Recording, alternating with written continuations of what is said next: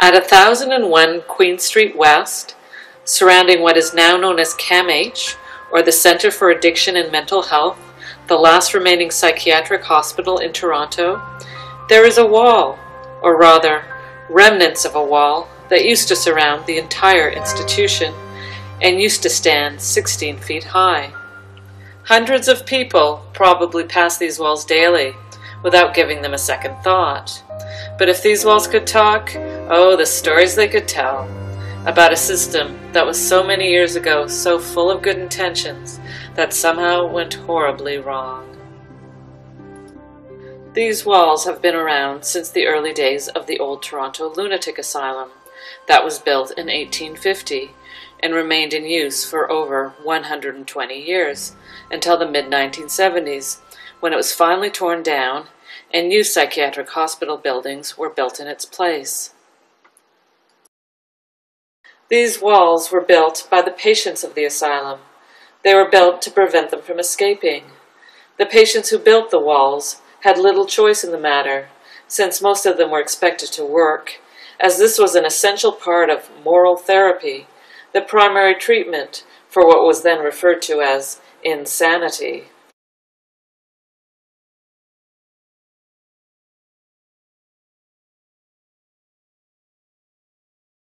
Thus the patients, as part of their treatment, had to build their own prison.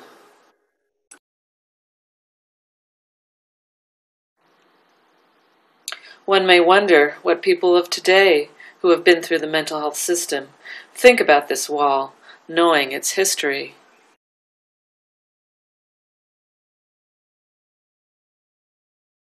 What it represents to me is the barriers between those of us who have been clients of the mental health system and the rest of the world.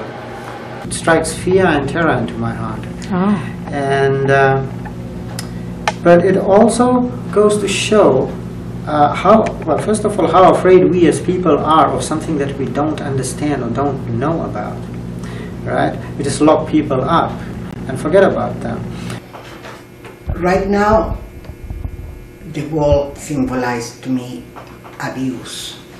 The abuse the psychiatric patient was submitted years ago. And it's a hard thing to see when you know what it is. Here they are, these people, they're building this wall, and it's to keep them in. That's so weird. Like the inner walls, the inside, the hallways were forbidding, and when you went outside, the walls were very forbidding. They shut you in from the rest of the city. It's basically building their own prison, free labor, and getting no recognition for their work.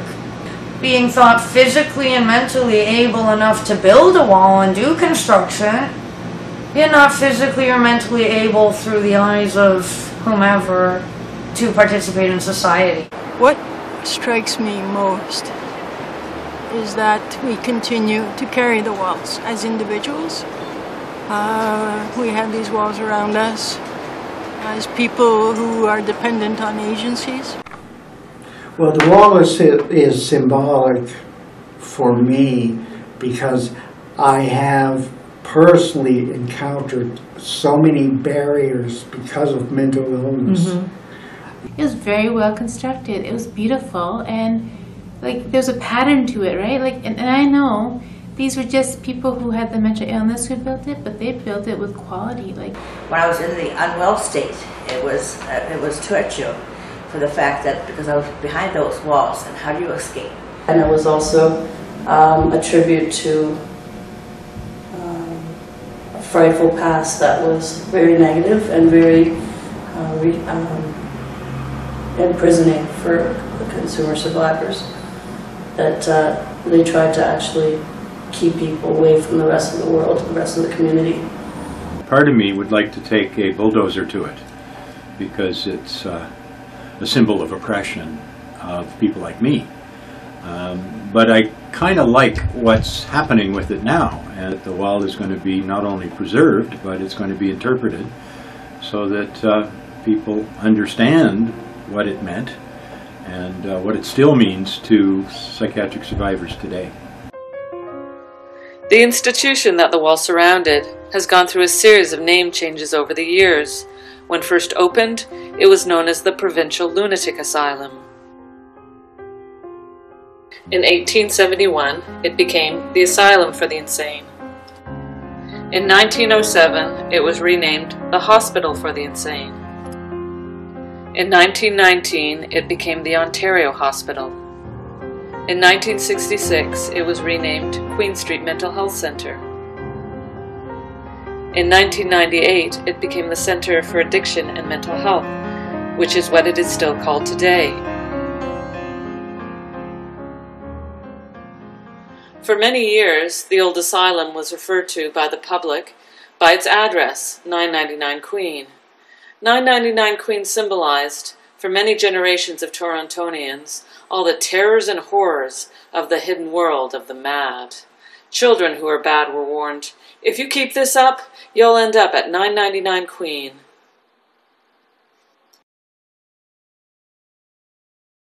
In 1979, the hospital got a new address, 1001 Queen Street West, meant to wipe out the stigma of the old address. To understand this wall, why it was built, and who are the people who built it and lived behind it, it's important to understand the history of what was Ontario's first lunatic asylum. In the mid-19th century, having an asylum was very much a step up from the way mad people were treated in Ontario as well as in many other parts of the world. Before the days of asylums, if they were lucky, the mad were taken care of by their families, though many were locked away in closets, basements, and sheds. The call for an asylum in Ontario came largely because the jails at the time were getting hopelessly overcrowded with the insane, who were difficult to manage, not to mention expensive to maintain. Furthermore, there was a growing awareness that jails were not a suitable place for the mad. This was a time when many asylums were being built all over North America. They were really the first attempt to treat the insane. Thus the rise of asylums represented a dramatic shift in attitude towards the mad, because for the first time, insanity was seen as a medical condition, in need of care and medical attention, and that could be cured. On January 26, 1850, the new asylum building at 999 Queen was opened with 211 patients. The asylum was designed by John Howard, the leading architect in Ontario. When Toronto got its asylum, it was a state-of-the-art facility that was considered to be the best you could get anywhere. It had amazing features like central heating, which was, interestingly, prior to that, asylums were built without heat in the cells where the patients were because people believed that crazy people were impervious to heat and cold. Ideally, asylums were not to hold more than 250 patients. Also, they were to be like a large extended family, headed by a father-like figure, the superintendent. The patients were to be provided with a comfortable and home-like environment. On July 1, 1853, Dr. Joseph Workman accepted a temporary charge of the new asylum. He remained there for 22 years. Workman believed very much in moral treatment, which was the avant-garde treatment for the insane at the time. Moral treatment had originated with reformers Philippe Pinel in France and William Tuke in England in the late 18th and early 19th century. The wall was built in the context of something they call moral treatment, and that was when they basically took the chains off people and they tried to create what you and I would call ordinary life.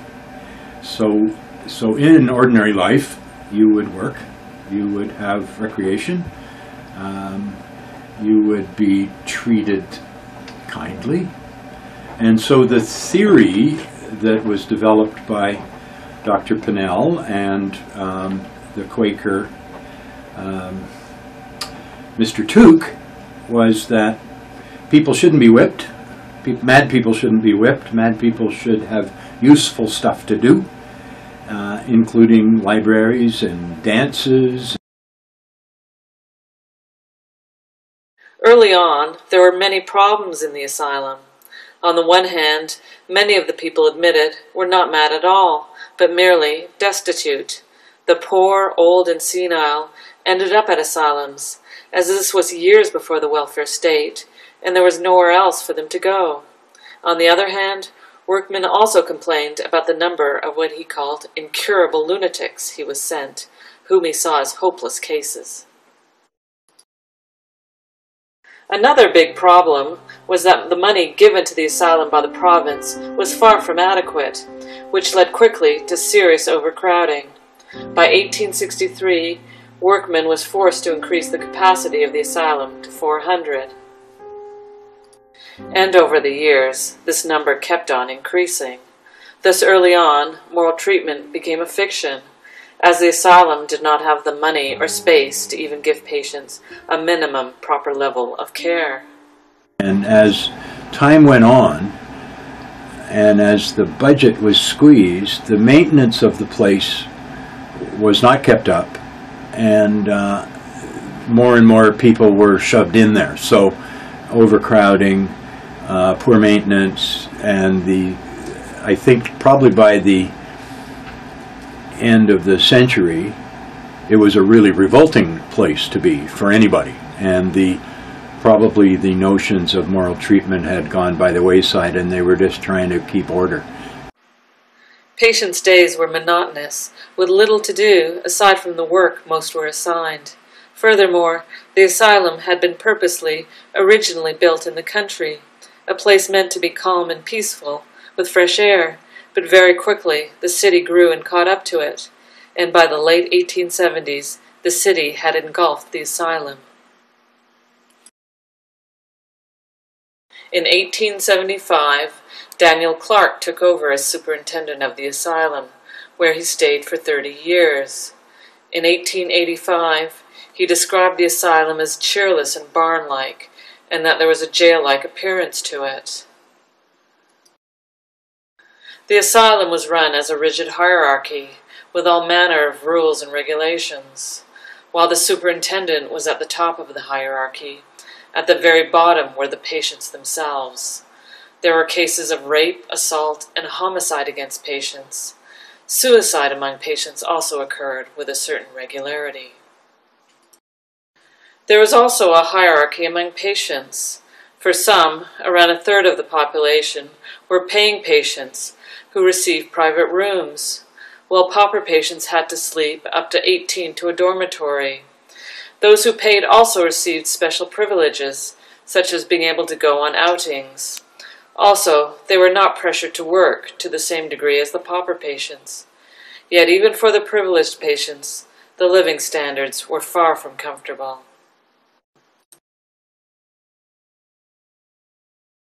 Clark was very much a proponent of the use of physical restraints, and he believed they could be curative if applied in moderation. The most common form of restraints being used at this time were seclusion in single rooms, strapping to chairs, leather muffs, handcuffs, straitjackets, and the crib bed. In 1886, Clark stated that the asylum had become a veritable home for the incurables. The asylum continued on as mostly a dumping ground for society's unwanted.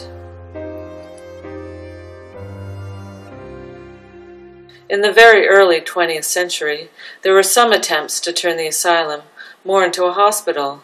It even changed its name in 1907 from Asylum for the Insane to Ontario Hospital for the Insane. They also started to do things that hospitals did, so they got social work in. They invented occupational therapy. They began to do medical procedures, although the physical care of lunatics was always kind of pathetic, right? Part of the problem was they didn't have many treatments for mental illness, and some of the treatments now sound totally bizarre. So the cold wet pack was a very common treatment, where they would wrap you in wet sheets, and then they would pour water on the sheets to keep them wet, and you would that was considered to be a way to calm people down. It must have been terrifying to have been wrapped up tight like a mummy in a cold wet sheet. Or they would keep you in a bathtub full of water and with a cover on it so you couldn't get out. Cold water. They actually invented some shower systems that are quite wonderful. I was in an old hospital where they still had them, and they had shower heads placed at about 8 different locations. It was a fabulous shower, but it wouldn't be so good if you were stuck in there for 3 hours with cold water being drilled at you, right? In the 1930s and 40s, insulin, metrazole, a drug used to induce seizures, and electroconvulsive shock therapy were introduced as breakthroughs in treatment. Medications and electroshock therapy were by no means the only treatment used. Oh, well, I mean, some of the medical treatment was bad news medical treatment. Some of it was surgery to remove your uterus so you'd stop being crazy. So there was always that kind of crazed psychosurgery, right? Or transorbital lobotomy to damage your brain in hopes that would make you less crazy, which is a kind of a funny concept, if you ask me. Yeah. And those treatments, those barbaric treatments, they seem barbaric to us, were still being used in the 70s. Use of psychiatric asylums finally began to fall out of favor in the 1960s and 70s, when deinstitutionalization began. Psychiatric institutions began to close or were downsized, and many patients were discharged, with the expectation that medication and mental health services in the community would take over care of the patients. There are 2 theories about deinstitutionalization, and the stronger theory is that the state could no longer pay the cost of running the institutions and wanted to bail. After the Second War, they started to develop the welfare state so that for the first time there was welfare. So in fact, through another system, you could support, quote, unproductive people by giving them a welfare check, which in the long run would be much cheaper than keeping them in a mental hospital. So you could discharge people, give them a welfare check, and they were expected to survive on however much that was, which, by the way, is pretty much the way we still do that. The second theory was that, and it's a more positive theory, was that people suddenly realized that institutionalization made people worse, not better. And so that it was contrary to what they had believed in the 19th century, that the asylum itself was therapeutic. By the mid-20th century, they had realized that the asylum was anti-therapeutic, and that you just became weirder and weirder and more socially isolated if you were a long-stay patient. And for sure, I can attest to that. A third theory is that new drugs, like thorazine, chemically restrain patients so that they no longer required the physical restraints of the hospital walls. After they were discharged, many ex-patients did not fare any better outside the hospital. Queen Street Mental Health Center downsized after 1975, and Lakeshore was closed entirely in 1979, and 2,000 ex-psychiatric patients appeared in Parkdale. Parkdale is a neighborhood near the hospital. At this time, it developed a reputation as an area rife with poverty, crime, drugs, and homelessness. This reputation remains today. And Parkdale weren't ready. They were ready only to the extent that landlords made a lot of little tiny rooms and made a lot of money, because what happened was people would be discharged with a prescription, a welfare check, and an address written on a slip of paper. And they'd show up at this rooming house, and there'd be 3 to a room and 3 meals of porridge a day, and they'd be given $5 a month to live on. For better or worse, the days of the large asylums were over.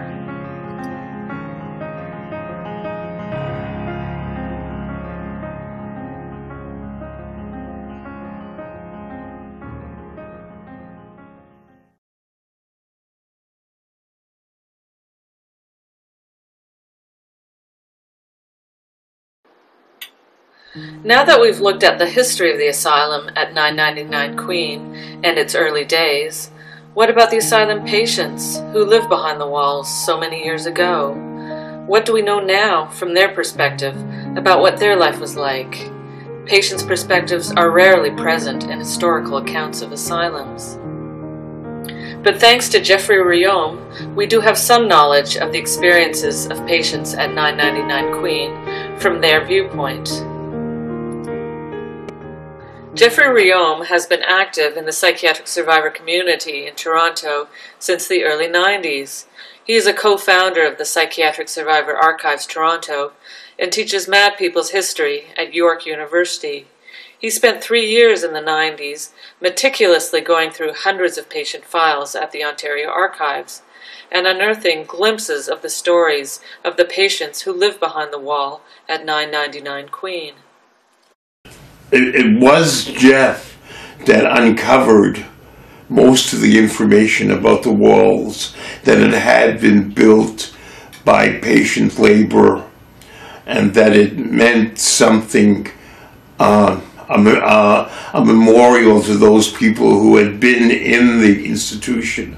The reason I do this history is because when I was doing my undergraduate and graduate research in history, I noticed the history of patients in psychiatric history books, history of psychiatry books, were all from the doctor's points of view. And having been a patient when I was in my teens, I remember very different points of view from amongst patients.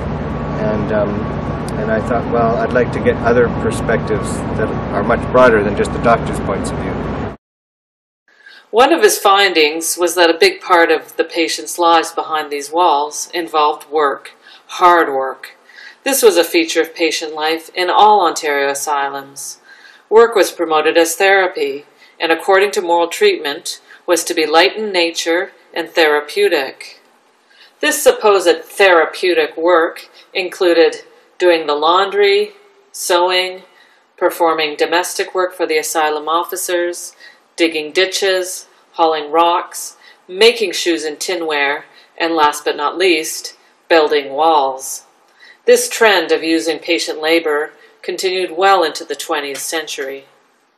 Sometimes I sorted potatoes, because we still had a farm. Sometimes I worked on the grounds, doing maintenance work. Sometimes I would do cleaning on the unit. Every morning we would mop the floor.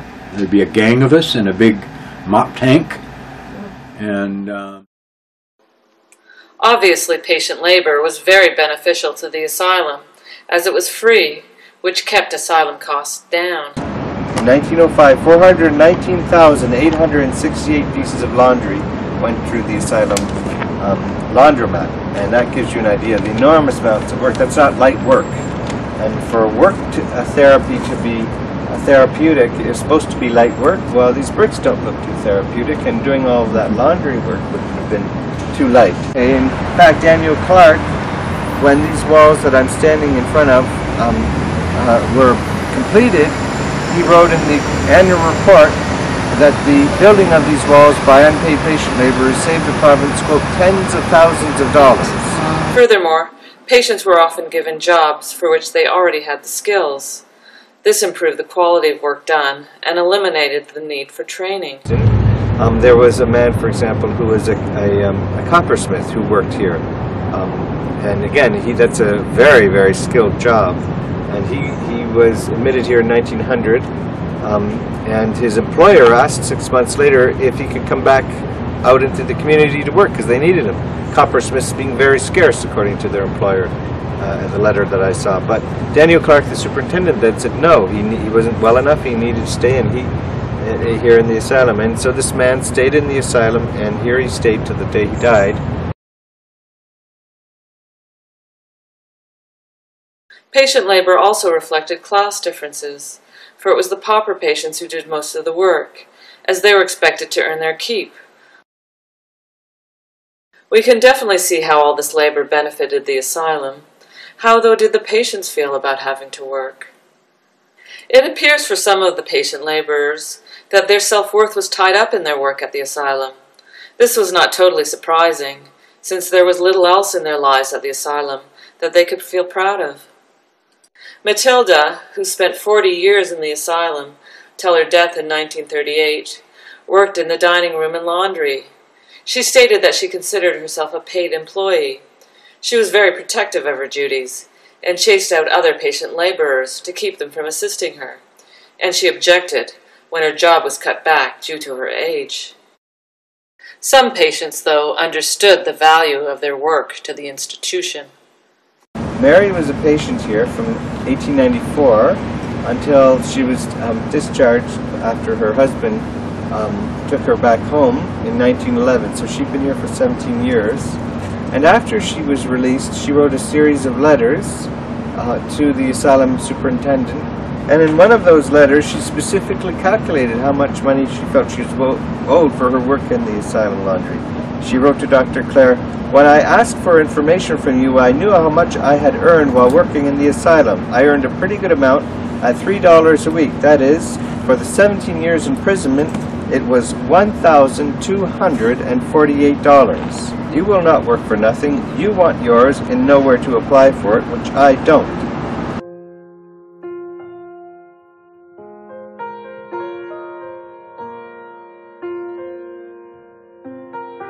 Sometimes relatives of the patients also understood the exploitive nature of their work. May Kay, the sister of patient Ann D., wrote a letter of complaint in 1915 to a Dr. Forster concerning her sister's treatment that stated, "I saw little of the loving care she gets while I was there. Their nurse in charge of her came into the room while I was talking with her and told her she ought to be scrubbing the floor. She is not in the asylum to scrub floors, but to be taken care of." Later on in the letter, she continued, "I will not have her scrubbing and doing all kinds of menial work, and I will have Mr. Coatsworth take the matter up with the asylum authorities. If it is not stopped and she given a chance for her life and sanity, it is inhuman and brutal the way she has been treated here." However, this kind of complaint was usually ignored. This was a time when patients had no rights. They had no advocates going to bat for them, except at times sympathetic family or friends. But many patients didn't even have that. Furthermore, patients' letters were censored.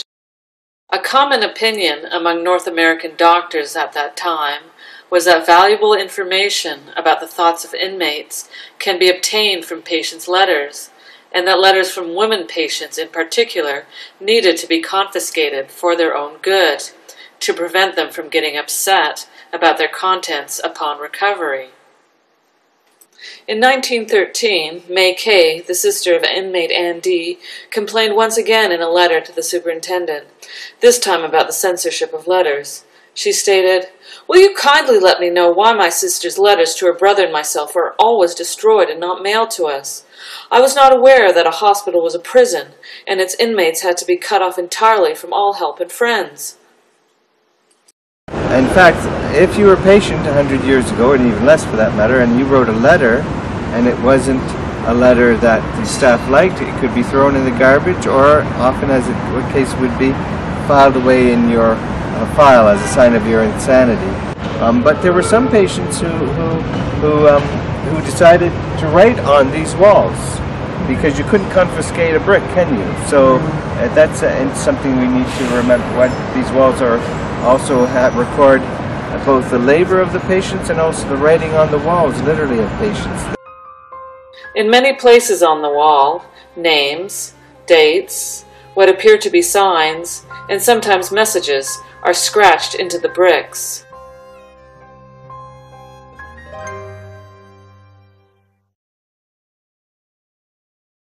Being prisoners of the asylum did not stop many patients from fighting back and trying to escape or rebel. There were instances of literal escape, as well as acts of resistance and rebellion. Some patients exercised resistance by flouting authority. For example, there was the case of Arnold S., a bachelor farmer who spent the last 20 years of his life in the asylum until his death in 1910 at age 57. The staff considered him to be quite notorious. One hospital physician wrote, "Arnold was the leading spirit of a mutiny some years ago against the attendants on his ward, and had it not been that one of the attendants, who was supposed to have left the ward, had not done so, it probably would have resulted very seriously." Other patients found means of escape by using their skills, talents, and imagination.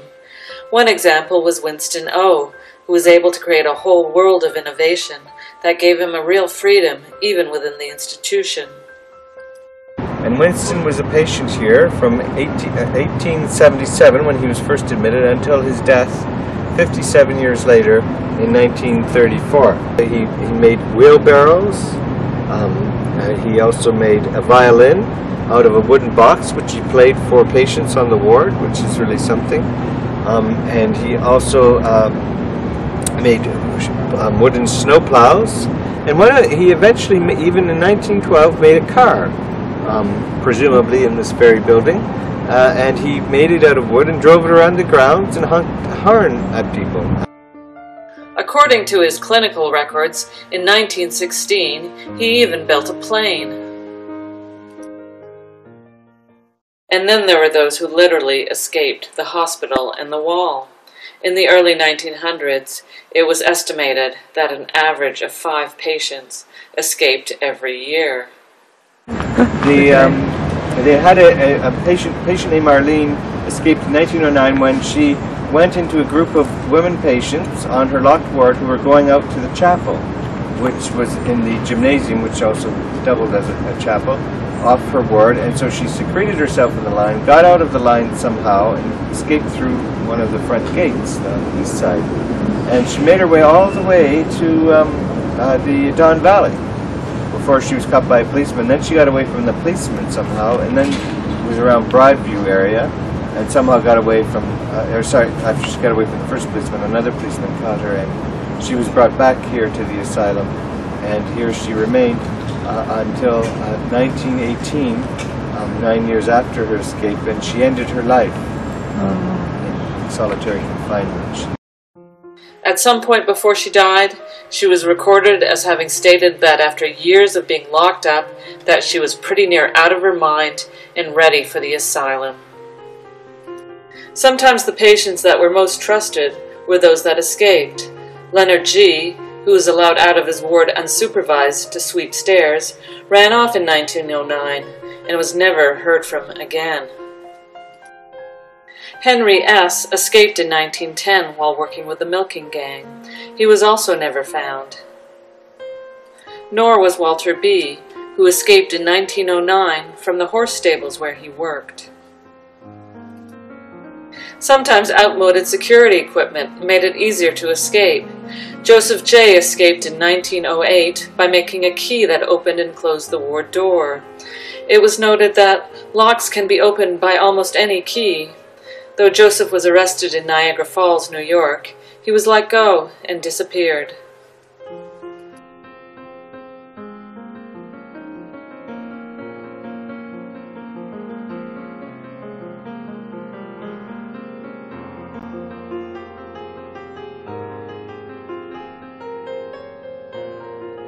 So the wall is very much a testament to the abilities of the patients and the exploitation of their labor, and also a memory of those of the patients who lived, worked, and died here.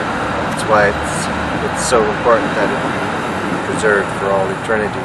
That a wall that was used to exclude and exploit patients is now used to include and remember them.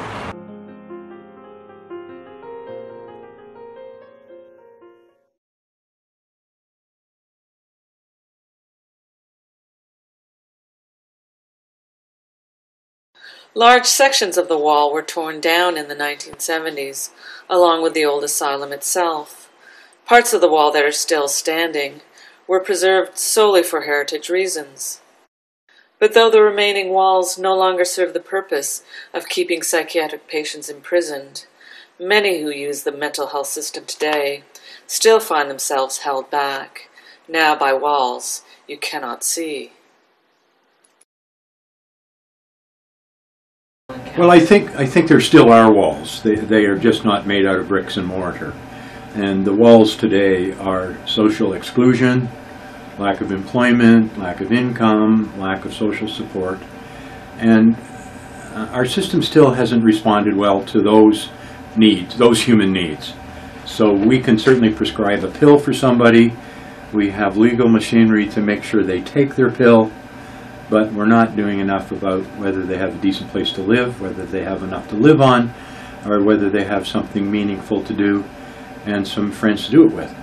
People are psychiatrically impacted, not from a gene in their makeup, but from poverty, from rough upbringing, from reasons that are very much not in the medical model concept of why people get sick.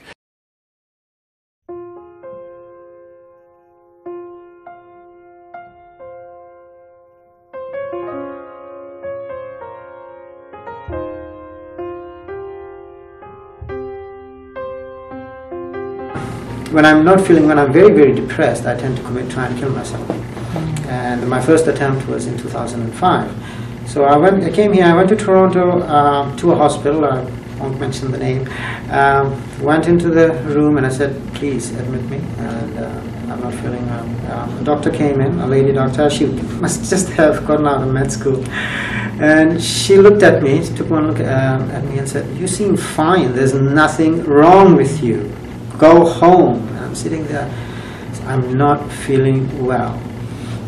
She said, where do you live? I said, I don't have a home right now. And she said, oh, that's why you are here. You know, the beds cost over $1,000 over here. You can't, and this hospital is for people who have real illnesses, who have real illnesses. So just go home. I kept closing the door because that was disturbing me. That was further worsening my condition. And or how I was feeling, so I kept closing the door, and she kept opening it. Please, could you just leave the door closed, because I'm not feeling well. She pushed the door really hard and said, this is not a hotel. That's when I got up and left. They ran after me and made me sign a paper. I think I signed it, and I went. I thought, this is it. Walked up to Don Valley Highway, waited for a vehicle that was coming fast enough, and stepped right in front of it. Went through the windshield, ended up in its back seat. They had to get me out through the back. And as a result of that, I spent over a year in a wheelchair at a shelter. I had to deal with a very rude ambulance driver who said he had much more important things to deal with, and I was taking up a lot of his time, and that he'd rather deal with somebody who had, you know, a real reason to even be to call the ambulance, and just the attitude that goes along with that. You know, that what you're going through is sort of minimized by this someone who's working in the field who doesn't feel that you deserve the care like everyone else because you're not normal, you're abnormal, and the call that you made is because you tried to kill yourself. I had a really bad chest cold, and I thought, how good I'm going to get a woman doctor for the rest of my life, because I always had men. And I said, I have a really bad chest cold, and she says, oh, bipolar schizophrenia addiction. Well, if you think you're coming here to get pills, you got to know if you're coming. And I thought, wow, if she only knew me, because I can't take pills. To this day, I have to eat a banana to swallow the pill. So I walked away, and then my ear got infected. I go back, and now she's checking me, and she says, oh, for goodness sakes, you have pneumonia. And I thought, well, for goodness sakes, if you would have checked me, instead of putting this label on me, I wouldn't have got pneumonia. But you just took forget it. That was here, and I don't know anyone would go get antibiotics to get high.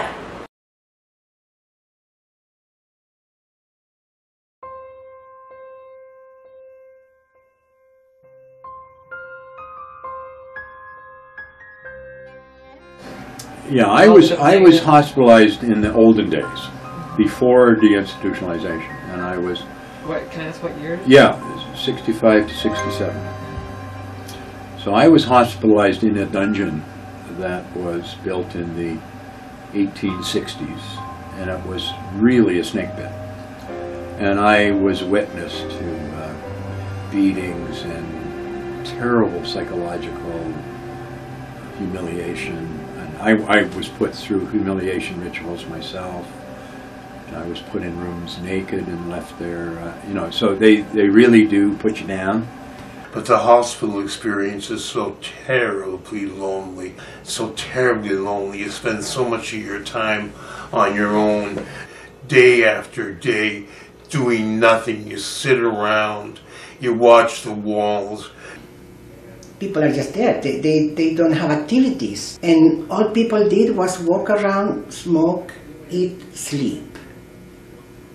And when you have a mental illness and all you do is see these four walls, I don't see how people can get better that way. To be treated as a human being, not a patient. I found that was lacking. It was all, even when the psychiatrist is, I know they are there and their intention is to help me. But I didn't feel that sense of kindness, the empathy, the compassion part was missing. Nurses and all that stay in a little kind of area, and you're left alone to walk around all day and smoke cigarettes. Nobody talks to you. Nobody comes and asks if you're feeling okay. All they do, if they have anything to say, it'll usually be a criticism. You can't do that, or something like that. So the system is broken, I think, because of the philosophy that the mental health community is practicing. You know, the theories they're working with on how to work with the mentally ill, to me, is a disaster. You know, like, you just can't let people alone. You know, you need companionship, you need warmth, you need to be talked to.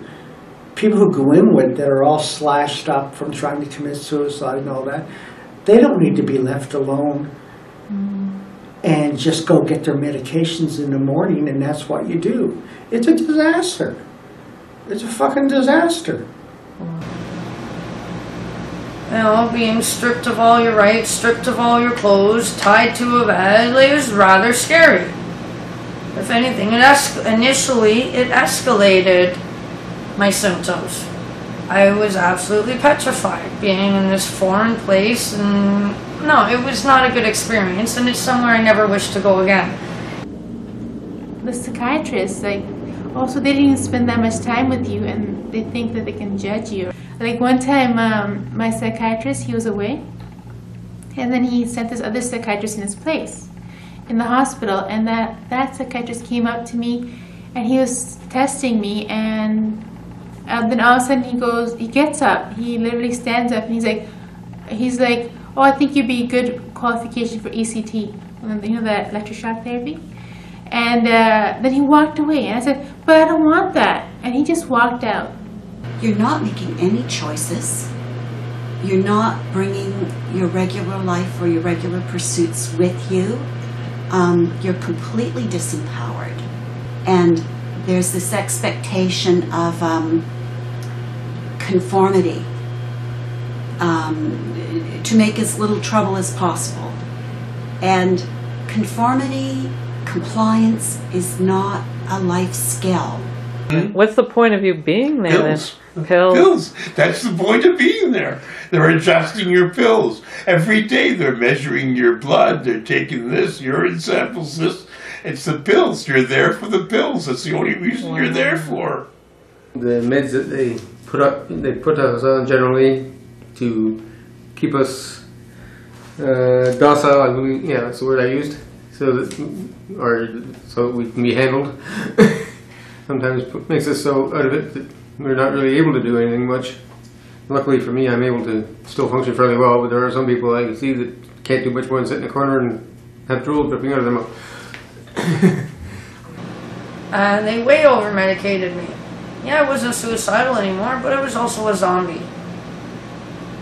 My essence was gone. I think too much of Western medicine is on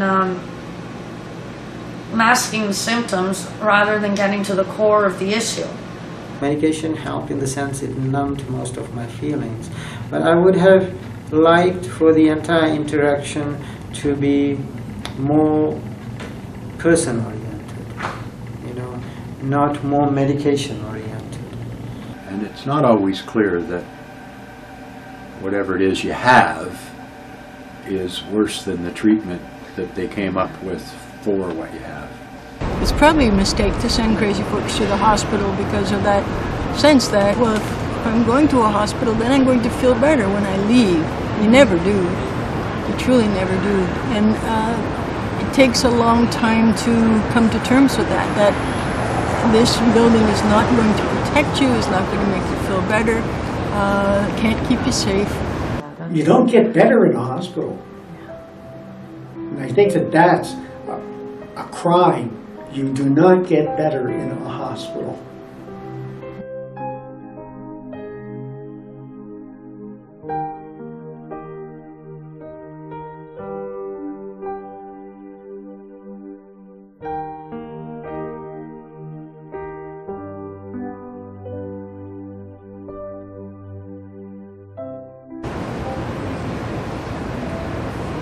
I met some really interesting people, and at least there was usually at least one nurse who was a decent person.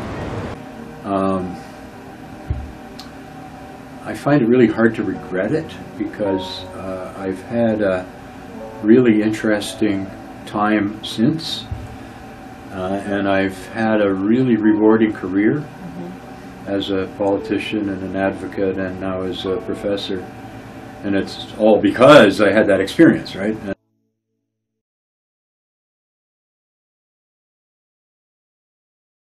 Poverty is one of the biggest issues for people that live with mental health issues. A key element of recovery is hope. And to have hope, you've got to have choices. And in our society, without money, your choices are very, very limited. Not having a lot of money makes it hard to do much of anything, especially in this city, so even it's just to sort of keep yourself active in any kind of way, whether it be trying to do physical activity or maybe going out to a show or something to try to keep your mind stimulated. It's kind of too expensive to do much of that in the city.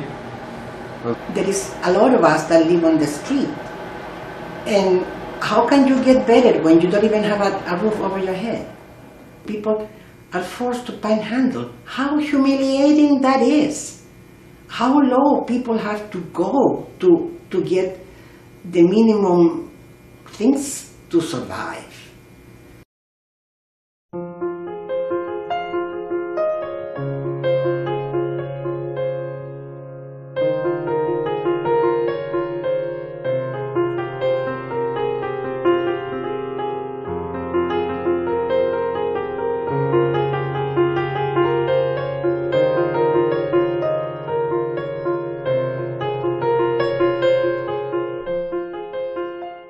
I don't think most people know how little people on ODSP really live on, and that means they can't eat properly. That means they're constantly on the scrounge, going to food banks, looking for ways to survive, ways that are sometimes rather demeaning. We still have sort of the legacy of Calvinism, this punitive attitude towards money, towards helping people when it involves dollars. And you have to make sure the dollars are restricted. And you have to make sure the people aren't going to do anything fun. And you have to make sure the people are still going to look like they're in poverty so that we won't mistake them for other people who are gainfully employed.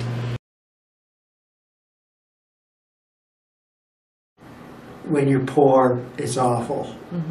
And when you're not working, you can't work. You just can't get hired. You can't get in the door because you've got so many blank years of being unemployed and sick. So one of the things that I'm most concerned about is the unemployment rate of people with serious mental illness, and it's about 80%. And it's just, that's not acceptable, it's not just. An awful lot of people on ODSP really do want to work, but they need real help, substantive help to be able to do that, whether it's in terms of education or finding employers who will accommodate their needs and help them to be able to give what they can give. You know, my psychiatrist here, he said he looked at this entire thing that I've worked on and said to me, man, I'm amazed. I'm really, really amazed. It's such a shame. It's just such a shame that you have so much to give and you can't get a job. I just wish there were more opportunities for us.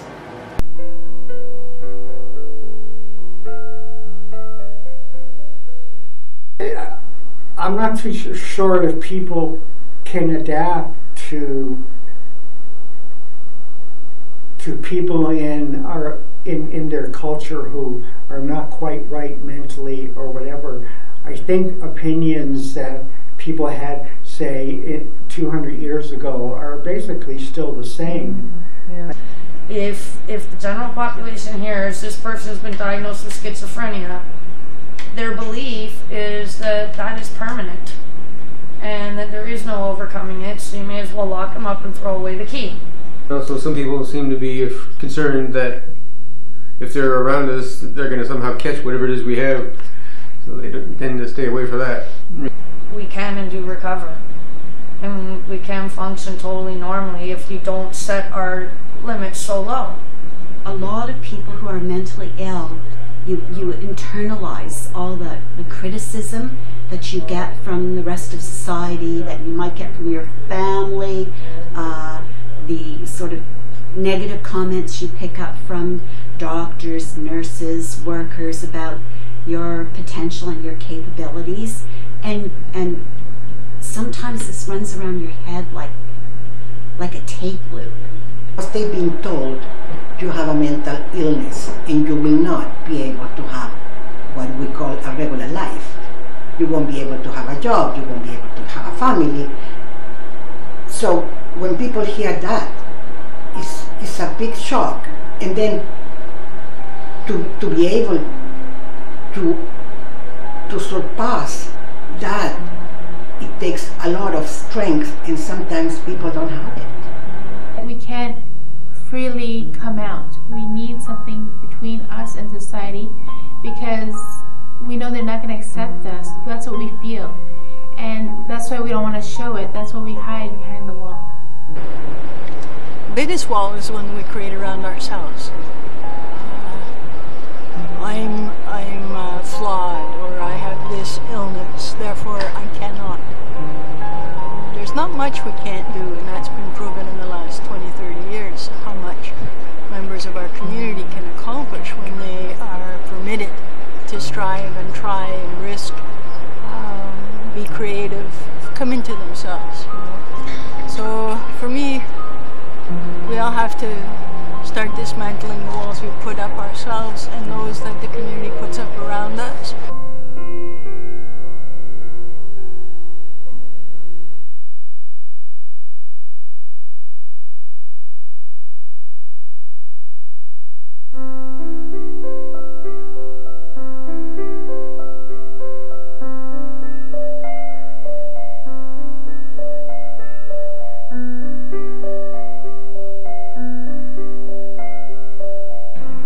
Having a roof over your head can increase your chance of getting better. You actually have something to live for. You have something that you can say, oh, I could lose this. So I'm very much an advocate of the housing first, and then let's get you set up in programs. How can you expect a person to function and go to a 9-to-5 program if they don't have a safe place to rest their head? It really makes a big difference, because once I got housing, my life totally changed, and I wasn't transient, I wasn't homeless. And especially when I got my own apartment, did things start to come together a little bit better.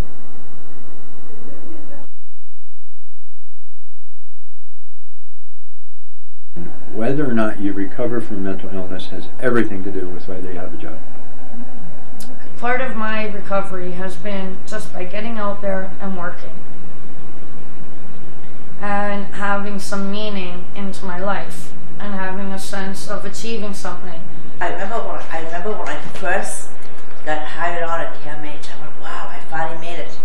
And I remember getting my first paycheck and I thought, wow, this is too good to be true.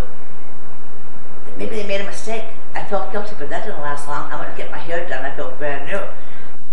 I have recently acquired a job, which is a huge accomplishment, because I never thought that I could translate my experience from being a consumer survivor into money and a meaningful job, first of all, and also a paid job. Getting things like trying to get work, and so you can feel like more of a part of the community, more productive part of it, not just somebody that's taking the tax dollars, which seems to be an issue that for a lot of people we're made to feel like we're taking money out of their pockets and basically of no value otherwise. So it's good to try to become a productive member again. It's good to occasionally run into people that believe it is actually possible.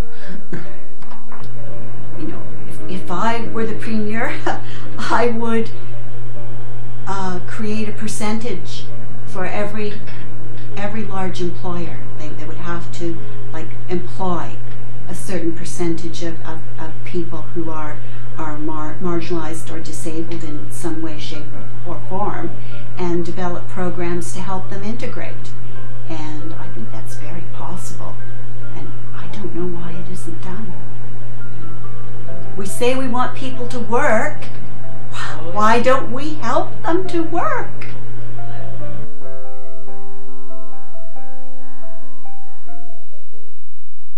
Community mental health services have make hospitals look sick. I slowly started meeting people who had a little bit of faith in me. A worker who used to work here at Across Boundaries, Jaypreet, he came, he looked at my plan, what I wanted to do, what I wanted to build. He didn't even know me, and I was on a wheelchair in a shelter. And he said, you know, I'll take this plan of yours, and I'll try and raise some money, and we'll buy you a computer so you can do this work. That gave me hope. To be well in our society, you'll have to have a network of family, friends, associates. Even just through getting a network of friends who understand. Doesn't always have to be someone with the same so-called diagnosis. You know, and just be friends that actually understand and care, and you build yourself a supportive community. Because one of the things that having a mental illness often does is isolate you. I will have my bad days. Right. I may even have a bad month. But I have an organization that's going to help me, you know, through those periods. So that's the most important thing, is so there's hope. You know, like I don't really have to dread anymore. You know what I mean? Because I'm not alone. We've got to come out and we've got to show ourselves, and we have to understand that we make up the society we're in. We're a part of that. It's not a society unless it has us in it.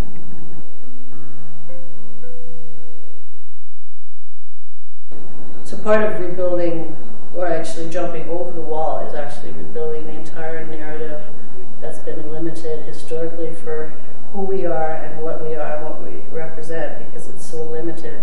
And so one thing I have to say is once I started thinking outside of this box of like what's possible for myself, I'm like, well, that's where the challenge comes in.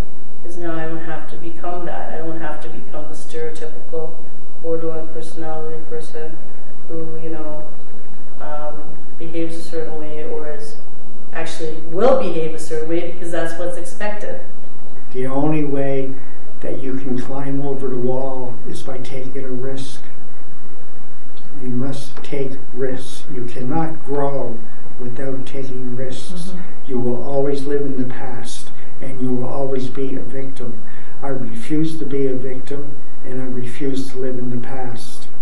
You tell yourself you're stupid, that you're no good, that you're lazy. And I lived with this for decades. And nothing really successfully got rid of that. No medication I ever took ever helped me get rid of that internal critical voice. But I found that after a few weeks practice of meditation, that tape loop stopped. It stopped cold, and I have never had it back to this very day. So my mind is free of all this negative chatter. So once you're a patient, how do you turn that off? And that's your life, and that's all you know. So you have to go from patienthood to personhood, to step out of that patient role and be a person with your own identity, and that's when you can recover and move on.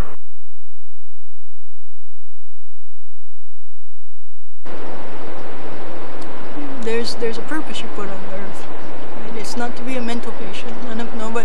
Nobody started out, to be a mental patient. That is not an achievement. The achievement is in overcoming the barriers, overcoming the walls, kicking the shit out of the walls. I thought that, okay, you know, there may be a purpose to my life. There may be a reason as to why I went through all this. Maybe I could do something. Maybe that's my way of giving back. We also have to see, like, what are our goals in life? What are our ambitions in life? We can't just sit there and get money and that's it, right? Like, that's not what life is about. Life is about doing. That is like the biggest part, I think, of what keeps me working is this feeling that I have a purpose in life. And when you find your purpose, and when you find something you really like to do, and because it's true to yourself, your nature, then it's like anything you've ever gone through, you can pretty much you can get through. Like, no matter how tall that wall is you built, I mean, you'll be able to scale through it, no problem at all, like, for sure. I think because of what I've gone through, I really had to fight much harder than most people. Do you want me to stop it? No. Okay. Much harder than most people, and it made me stronger. And I stood up, and I'm not going to let people beat me down.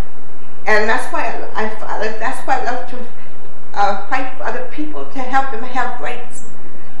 Another way is to fight back, and for my money, that's the antidote to mental illness, is to become an advocate and an activist, and to take a role in trying to support people like you and to change the way the world deals with us.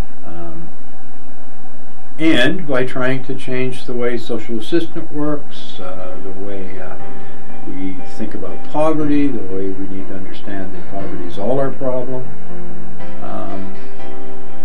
That's the sort of thing you can do. And that's a good way to bust through a wall. It's really up to the individual, I think, to go on their own journey and find solutions and damn the rest of it.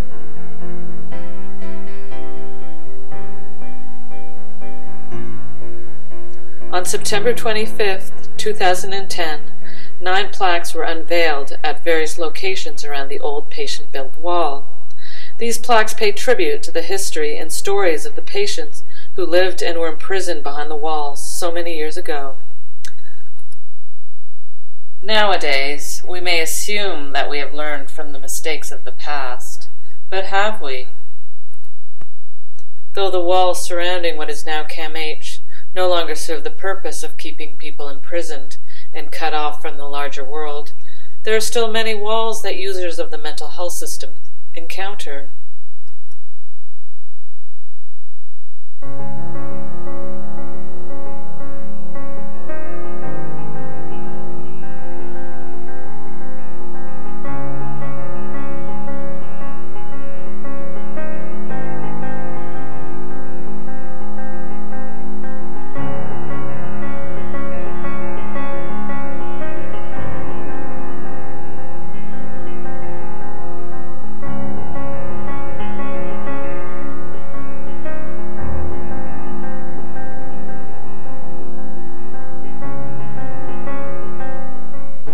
Taken down the wall, I guess, except for maybe I guess there's a little bit left, but There's some left, yeah. I think if they want to leave a little bit up for symbolic reasons, that's fine. But I think that personally, I would like to see it all taken down. I don't think there should be any barriers.